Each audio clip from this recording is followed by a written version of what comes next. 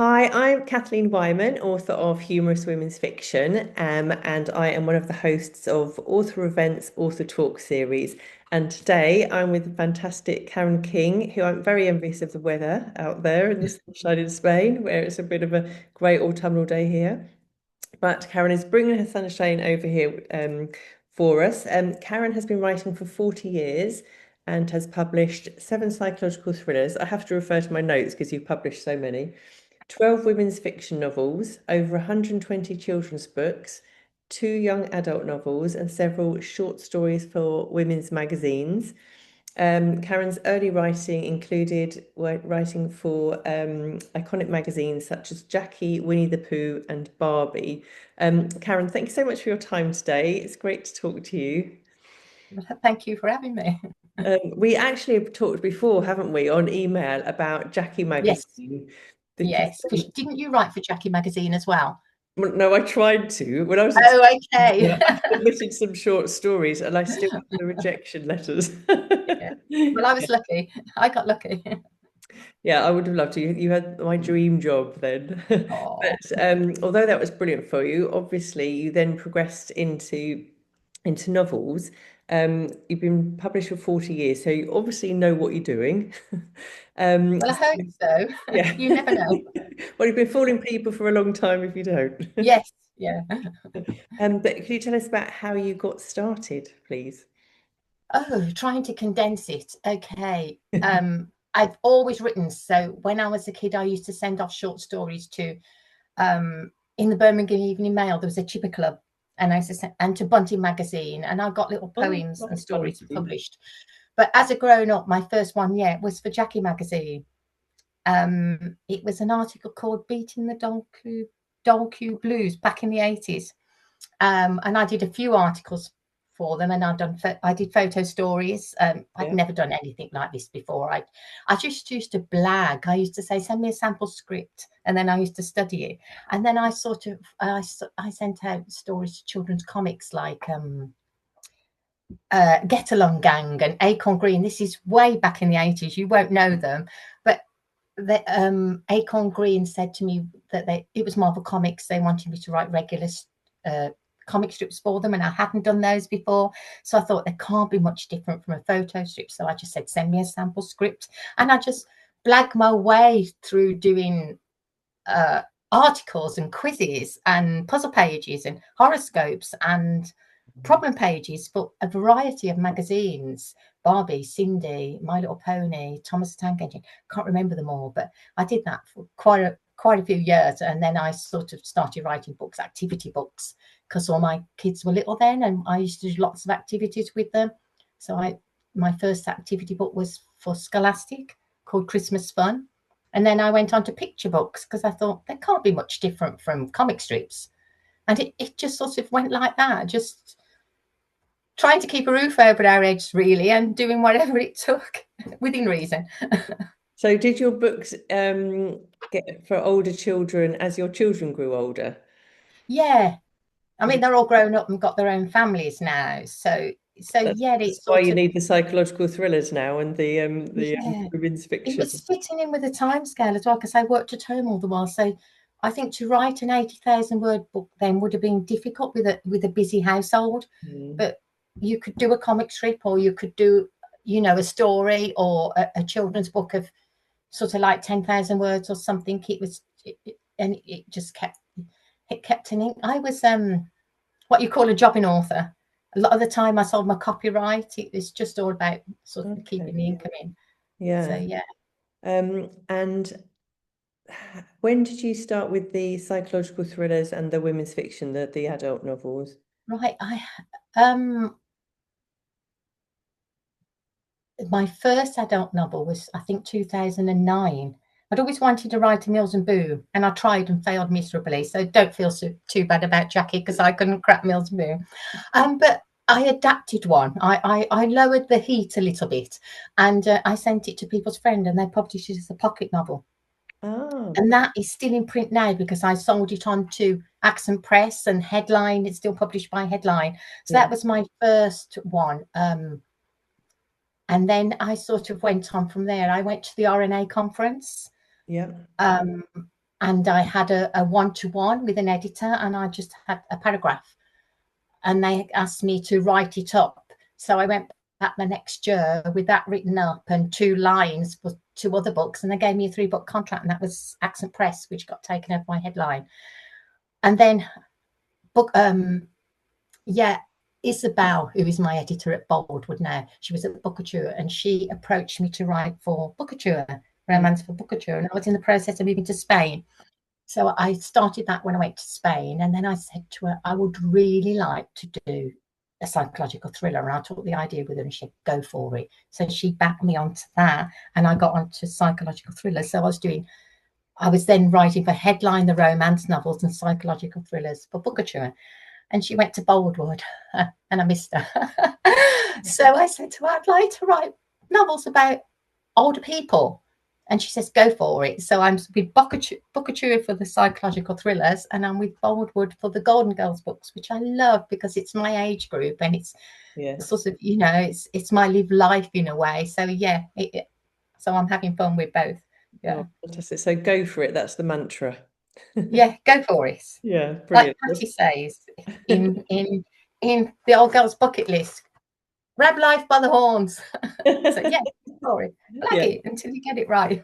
certainly would want to live by that mantra, that's for sure. Yeah, So because you were writing in different genres, how do you juggle them and how do you divide your time?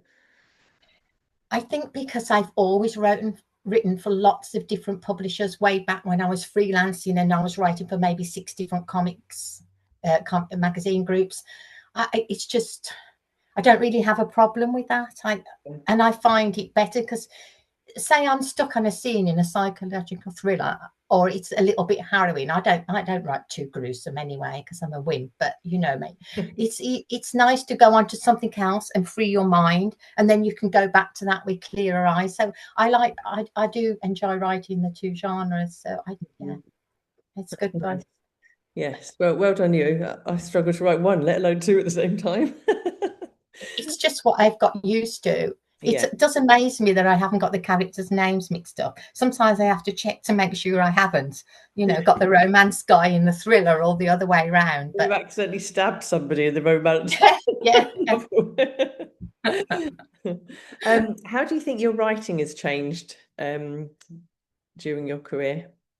Obviously, um, in the specific genre, it's going to be very different, I would imagine, the children's novels to the psycho. yes, and that it's longer. The children's books, I think maybe the longest children's book I did was maybe about 20. Oh no, I'm trying to think of my YA. I went from the younger children to YAs, young adults. So I went from about 20,000 to about 45.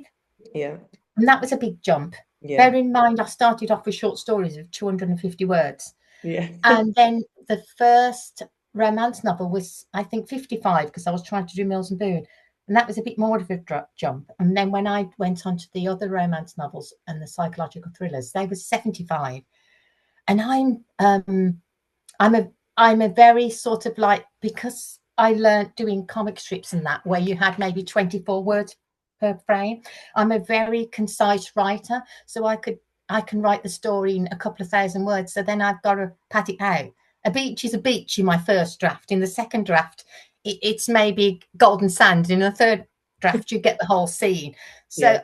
yeah, that's the difficult part, right? Because some writers, they can write and write and write, and they describe the scene as they're going along, and I'm all action and dialogue, and then I have to go back and and set the scene. My editor will sometimes say, I can't see the scene here, Karen, where are they? And I'm like, he's chasing her and she's running away. Do we need to know what street it is? Can we But just I look at go, the picture? Oh no, we haven't yeah, got a picture. we haven't got pictures. Yeah. Well, it sounds So like that, script I think writing. that's the most difficult part. Yeah. Yeah. Could script writing be something on the agenda? It sounds like you'd be perfect for that. It's something I thought about a long time ago, but now I'm supposed to be retired. But and I keep saying I'm going to cut down on the writing. I'm going to cut down on the writing, but I don't do it because I keep getting these ideas in my head. I don't think I'd go on to something else now. Mm. I'm really loving these Golden Girls ones, so Great I fun. think I will Yeah. stop. Never say never, but at the moment, yeah, Yeah. I'm You're, happy with you're what I'm enjoying doing. writing those. Yeah. Yeah. Yeah, and people are certainly enjoying reading them, that's for sure. Yeah. Do you feel that reader expectations have changed since you started writing? Yes, because when I started, I'm such a dinosaur. We didn't even have email, right? I didn't have a website. So now readers will approach you through DMs and through your email contacts and stuff like that, which is great, but you can't always reply to them straight away. And you now have Kindle, where they can look on Kindle and they can most of them are lovely. Most readers are lovely, but you Yeah. do get the odd one who thinks it's amusing to check how many times you've said a certain word on with their Kindle and then let you know that you've used that word maybe 30 times, and you think this is a 75,000 word novel. Mm. Obviously words are going to be reused. Yeah. So it's stuff like that, but most of them are really nice and really supportive, and Yeah. yeah, and everything's quicker. You books, you used to take your time and maybe do the longer books maybe a year, but now you're doing them in 3 months. Goodness. Yes. So everything seems quicker, but and I think maybe it's hard. I think it would be hard for someone to come up as I did. I think I was lucky in the way that I was able to come up through the ranks, so Mhm. to speak. And I think that would be hard now. I think it's difficult for authors starting off now. Mm. Yes, there's yeah, a lot of competition, I guess, and it's Yes, hard as a debut, whereas you're established. So yeah, that is and much more expected of them now. But how many books do you write a year? About 24 by the sounds of it. No, I think maybe now I'm on the longer books. I think I'm trying to think. It was 4 a year, but I'm gradually cutting it down. So I have, let me think, I'm editing one at the moment and I'm writing another one, which has to be delivered next month. And then I have one to do for March and one to do for June. And are these, so if it's things for a year, they said that like two psychological, two Yeah, fiction. and two Garden Girls, but I am aiming to reduce that and do two a year. Yeah. Well, even that I think is impressive. I mean, you must write continuously. It is a bit of a full-time job. Yes. Yeah, and it's a bit hard to negotiate it with, sometimes you want to go for a day at the beach, and Yeah. there's lots of social things going on over here. So it's balancing it all out. But I tend to work on a weekly word count. So if I have a day out, then I just stick another 1,000 words on the Right. word count for the other days, and or I'll miss the soaps and I'll come and watch. I'll come and work in the evening. Yeah, because I'm a soap addict. Well, only two of them, Coronation Street and Emmerdale. So or I get up earlier because it's sort of like, it's just something I've done for such a long time that Yeah. So you're it's very not really. disciplined. You have to hit that target for the week. Yeah, I do my target for the week and that's it. And I will do that unless I'm really ill. Yeah. I've been known to sit in bed sneezing with my laptop. I mean, we all do it, don't we? I'm sure you do Yeah. that as well. Yeah. Yeah. Yeah. If you've got a deadline, you have to Yeah, get on COVID with will it. not stop me. Do you plan or are you what they call, a pantser? I'm a bit of both because in the early days, a lot of my work was commissioned. So I'd have to send a synopsis Hmm. for them to approve before I wrote it up, and then I'd get the contract. So I have the storyline, the basic storyline. I do character profiles. I really believe in getting to know your characters Yes. before you write. Yeah. And I think that's way back from my comic days where, I mean, you wouldn't believe it, Thomas the Tank Engine, you had a Bible come through the post, a big, thick book, and every engine had their own character, and you had to keep to that character. And so I got used to that. So I will print out pictures from Pinterest and I will do character profiles. And so I have this thing of what my characters are like, and I will do the basic storyline. And when it's the romances or the Golden Girls things, I tend to write as it comes and then go back and edit. But Yeah. when I'm doing the thrillers, it's a bit difficult because it's the twists and turns and you have to hit that at certain points in the story. So that takes a lot more planning. And then I still don't always get it right. I will sometimes get my manuscript back with the edit saying, can we have this in chapter 6, please, instead of chapter 15? And you're like, move it all around. But it works. They know what they're doing. And Yeah. so I do it because they know what they're doing and it works. But they take a bit more thought.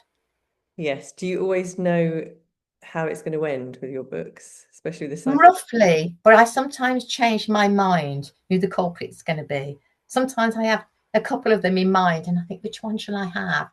And sometimes right to the end, I'm not sure to right to the end which one it's going to be. Well, So that's good I will if say you to my don't editor, know. yeah, because They've really got no I'm thinking chance. I'm doing red herrings and they've all got their reasons. So I'll say to my editor, it's either so and so or so and so. So, or sometimes I don't tell them until they get the script. Yes, keep everyone on the edge of their seat. That's brilliant. Yeah, yeah. What would be your ideal writing day, your ideal writing schedule? Um,